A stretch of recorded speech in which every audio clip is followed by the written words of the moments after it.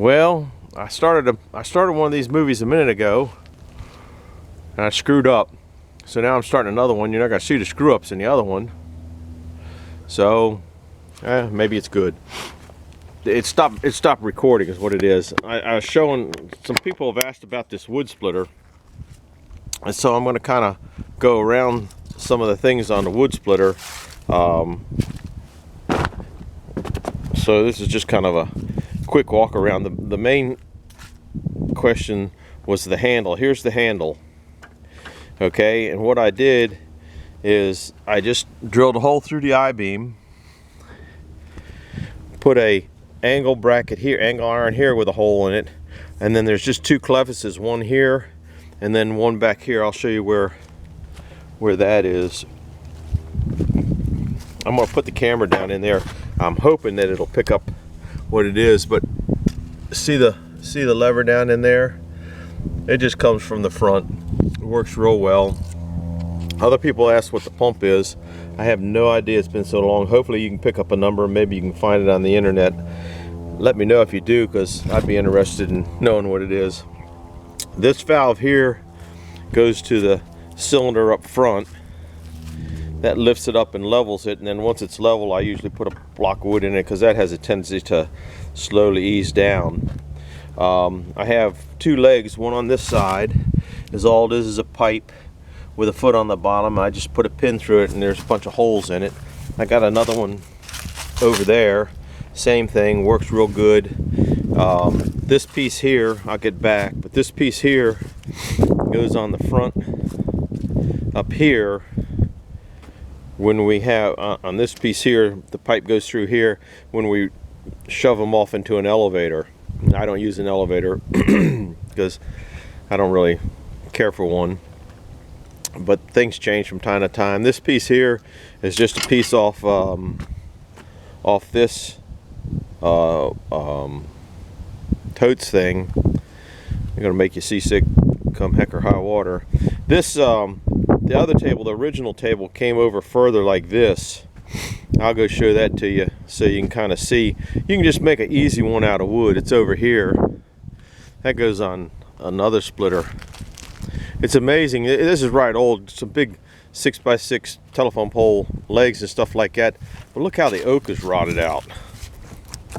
Oak is just really gone. Anyhow, that came out over the front, so you had a table around the end to put the stuff on.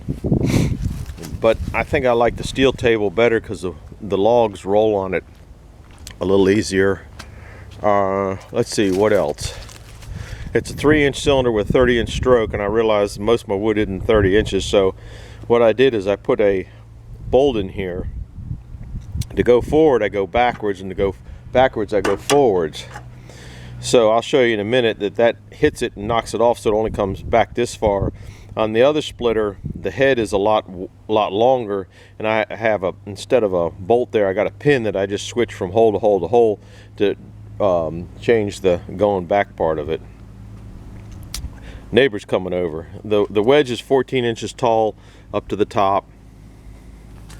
Let me put it, I'll run it real quick so you can see how it goes without all those pieces of wood in it.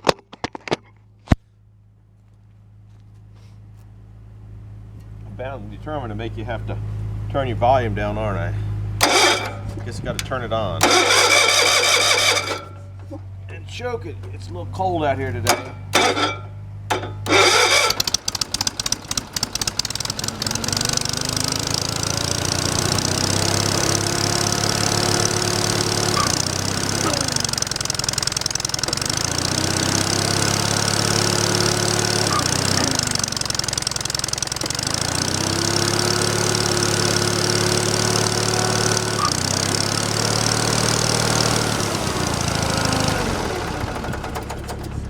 Hello, doing a video. Neighbor coming over to visit. What was the other thing I was going to say? Oh, I like the table. I like the table on the other side.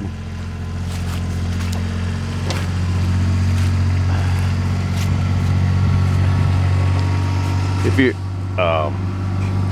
that bench there, a lot of times I'll be splitting and I'll take one off of there and set it on there, maybe for further use or further something or other, or who knows what.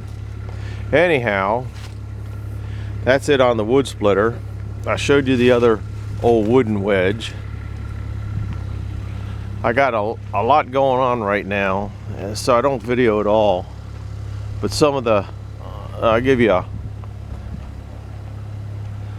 a shed update.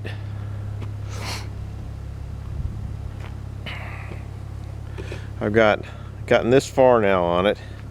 I'm down to the corner up here. I haven't quite decided what I'm gonna do. I think I'm gonna bring this down at a 45 because I think it just look be a little more eye pleasing. I'm having to get a little bit less picky on my wood, so there's a few knots and, I don't know, blemishes in the wood, but that's what it looks like so far. I'll go over the other side. The side over here is a part that I probably won't see as often because I just don't come around this side. So this wood has a few more blemishes and goofy stuff in it, but that's what it looks like. And we'll zoom over there. That's what that looks like down there. Over here, I think I'm changing plans. I think I'll put this back. Coming down, get you a little seasick here. I wanted to have an opening. Over this section here, so in case there's a failure there and this comes out the end, if I have the building all closed in here, it's going to do a lot of damage. So that was plan one. I know I wanted an opening here. Then plan two was I was only going to bring it down to here because I want to get that scissor lift in here to do some work, and I need the scissor lift in here to do some work. Now I was going to put scaffolding in here, but scaffolding won't go around the back of the sawmill. So I think now that I might bring this down to the 5-foot area, but then that might not be high enough, and if I want to come in here, I'll be hitting my head. So I don't know exactly what I'm going to do here, so I don't think I'm going to put too many more pieces up there. You can kind of see what I'm saying, that I only need to come up 5 feet to clear the top of the racks for the setting the dogs. Might need a little higher. I have to go measure my air dogs that I made because that's what I needed to clear. This up here is, I think that's about 8 foot now, but that leaves so much room for rain and snow. But if I bring it down to 5 foot to just clear these, then if you walk over here and want to walk on or do work back here easily, you can't get in there. So I'm still thinking on that. So that's where I'm at on that. Here's I guess you can kind of see the sunset in the background a little bit.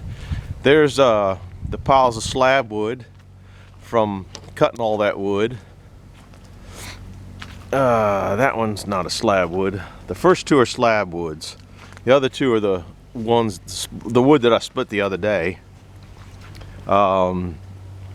Made a pallet, and it doesn't seem like much, but the pallet down here is pressure treated, all pressure treated off the decks that they threw away years ago, and taking them apart. I don't know if you can see, this is the oak that I don't know what to do with. You might be able to see the flitches in it. Let me see if I can zoom in, because it's real pretty oak, but nobody wants it. I've tried a couple wood people and nobody wants it. And what I'm doing is the boards over here, because I sawed right through the heart. Okay, the boards, where'd they go? Over here, that are 15 foot long. I'm just cutting them in half and stickering them because I don't want to lose them. Don't know what I'm going to do with them, but I don't know exactly what I want to do with them. If a woodworker was interested, most of these boards here are about 10 inches, so you got about 2 to 3 inches of real good quarter sawed wood. See the whatever in there, flitches, I don't know. Anyhow, that's that wood's going there. Now the next thing, I got a lot going on, and that's I video some of it and don't video some of it. Let's see if I can get it. Here's a log here. I don't know the diameter. I have to get it, but I'm going to do a video sawing that up. It's really not that big a log. I'm guessing well, I'll measure it real quick if I can find a tape in the back of the thing.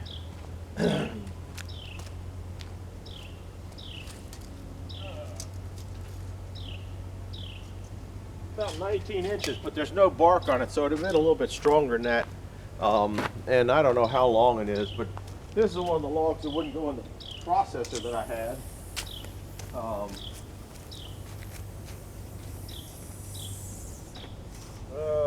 21 feet long. I've already cut one section. I already cut one 17-inch section off of it. It weighed 175 pounds. That's the one that I'm scaling in the greenhouse right now. But I need to start getting my wood up and covered up for the boiler. I don't know if I'm zoomed out. Okay.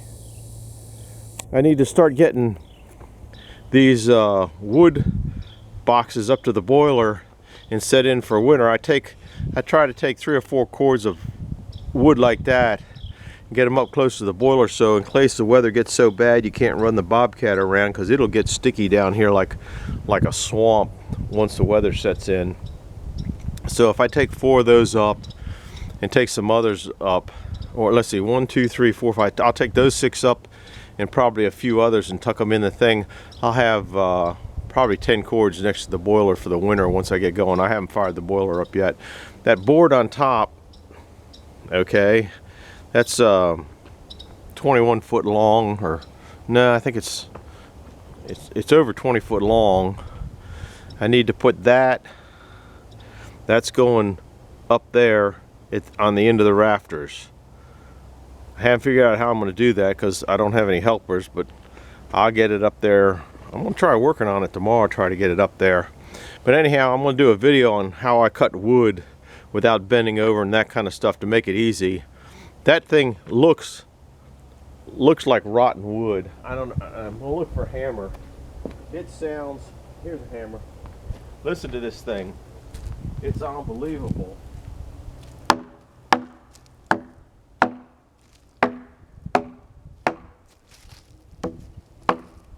That thing is solid as a rock.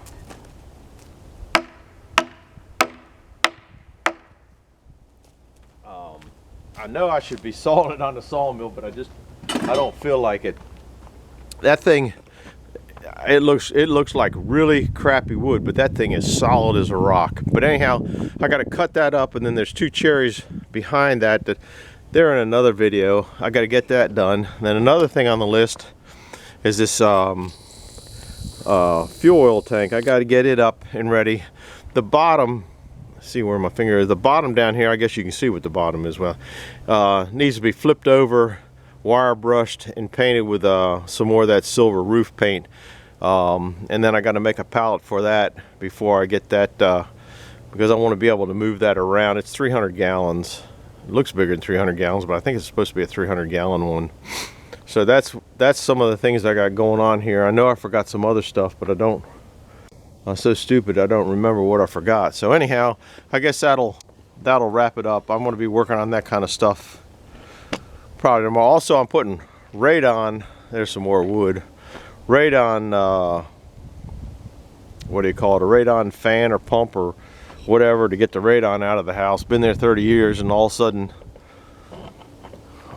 that's become a issue where I got to deal with that. So I'm working with that. Once the sun goes down, I go inside. I'm working on that, which that's coming along pretty good. What I can't understand is why all radon covers have 3-inch openings and all the radon fans have 4-inch inlet and outlet. I know that you can put a reducer on there, but why would you want to put a reducer on it? That would have to restrict the flow more when your whole purpose is flow. So I'm kind of frustrated in that, but I'm putting a reducer on there because I'm tired of looking for one. Also want to thank everybody that's commenting on that last thing on about the sealing of the end of the logs. That seems to be real interesting, and you know, it seems to be nobody's got an answer for it yet, or a positive answer for it. So it's real interesting, and maybe we'll figure out what's going on that. I got, let's see, Mark, are you out there? Here, whoops, I gotta zoom in here for you. This will mean something. There you go. Uh-oh, the camera zoomed in by itself. Anyhow, that's the magic number on the saw. That's it. This is up to 15 minutes. But anyhow, those are some of the projects I'm working on now, and some of the things are just meaningless to probably watch me do. I'm still working on leaves. I'm just working on so many things that sometimes I video, sometimes I don't. So over and out for this one. Thank you. Bye.